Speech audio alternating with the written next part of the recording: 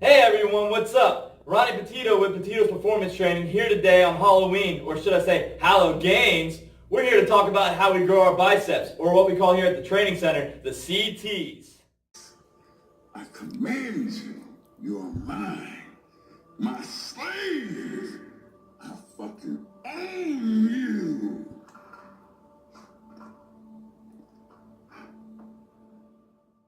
Do you have CTs? Do you want them? Well, let's go get them. You're telling me you want to get CTs, but you don't know where to start.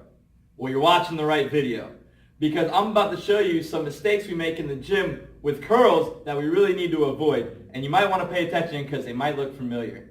Now, first what I'm going to talk to you about, we've seen this guy a lot. Every time we walk into the gym, at least once or twice, you're going to see this guy. He's in the squat rack, most likely, has a barbell, and he's just ripping out curls. Probably a lot of weight on each side. Now, looks like he's doing a whole heck of a lot. Probably burns a little bit. But is it really working your biceps?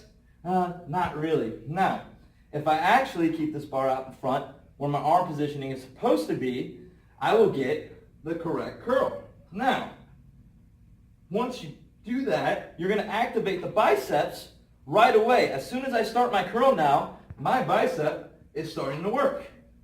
Even with this measly 45-pound bar, I'm getting a burn already. So, this is a lot more efficient than doing this. And that's all due to just different arm positioning. Guys, pretty easy stuff.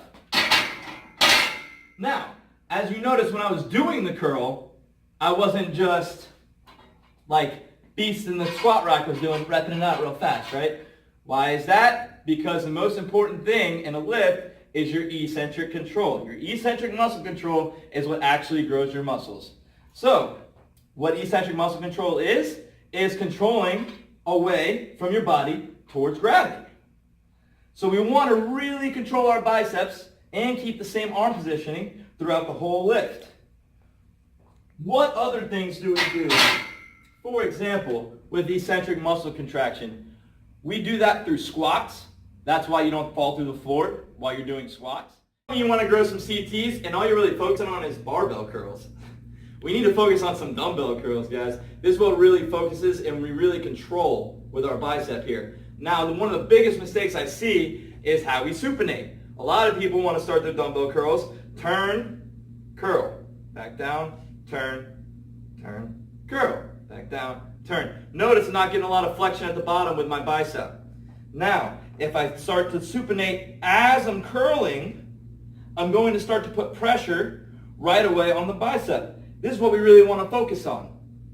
Now, if we're having a really hard time getting contraction, full contraction at the top, what we want to do is we want to shift our grip on the dumbbell to what's known as a shift grip. Now, what you do with that, walk a little bit closer for you guys, we want to shift one hand all the way to this left side of the dumbbell if you're on your left side, right side of the dumbbell if you're on your right side. And what that will allow you to do when you get to the top of the lift, it makes you contract a lot more at the top. You have no choice because your weight is shifted to one side of the dumbbell. This will help you get full contraction at the top.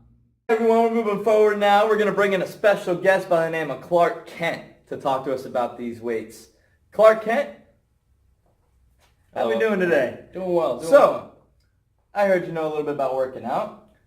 I think I do. I think you do. Okay, so when we're doing a dumbbell curl, we got a lot of speculation with the fans and with our clients and everything. Okay. What's better or what works our biceps more? What works our body more? Is it an alternating dumbbell curl or the curls together, doing curls at the same time?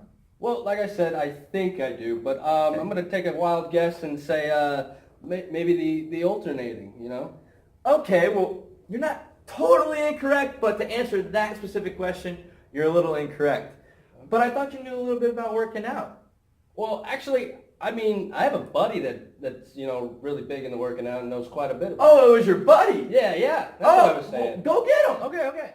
We're bringing out Clark Kent's friend by the name of Superman. How we doing? How we all doing? Mr. Superman. So, our friend Clark Kent was telling us how much you do in your off time, a lot of flying around, a lot of lifting heavy things, throwing things around. yeah, you know, I lift heavy things, you know. But yeah. So can we get an idea of your perspective on alternating dumbbell curls and doing them together?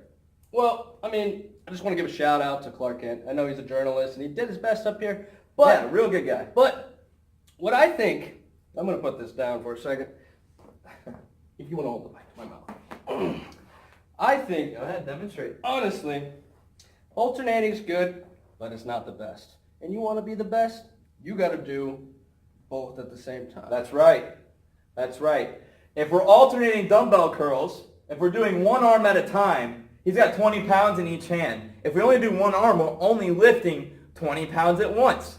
If we do both arms, we're going to have to lift 40 pounds at once, which means that we're doing more stabilization. We're doubling the stabilization when we lift both the weights, making sure that we get more gains, more growth, and it's a lot harder to do because of that core stabilization.